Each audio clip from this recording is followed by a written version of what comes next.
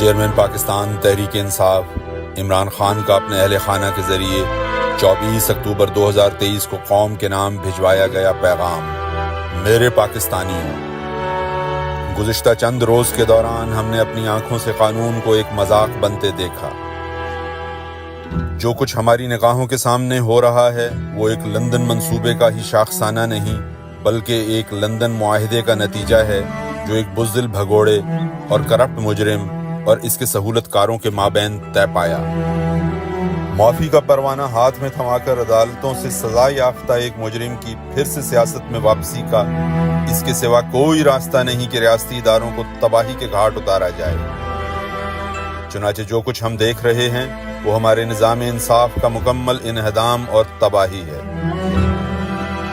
میرے پاکستانیوں، ہمیشہ یاد رکھو کہ میرے خلاف جتنے بھی مقدمات ہیں وہ مکمل طور پر جعلی، من گھڑت اور سراسر سیاسی اہداف کے تحت قائم کیے گئے ہیں تاکہ مجھے انتخابات کے بعد تک جیل میں رکھ سکیں، یا اگر اس سے بھی ان کا جی نہ بھرے تو انتخابات کے بعد بھی لمبے عرصے تک مجھے قیدی بنائے رکھیں۔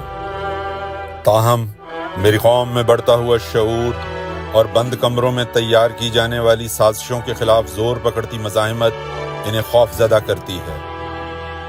فی الوقت جسمانی لحاظ سے میں بالکل ٹھیک ٹھاک ہوں۔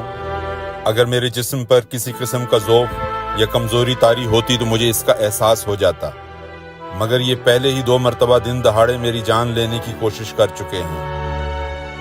چونکہ میں اپنا ملک چھوڑ کر جانے پر کبھی آمادہ نہیں ہوں گا، چنانچہ اس بات کا قوی امکان ہے کہ یہ جیل میں میری جان لینے کی ایک اور کوشش کریں۔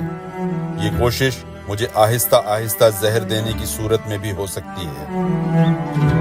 ہماری جد و جہد اپنے فیصلہ کن مرحلے میں داخل ہو رہی ہے۔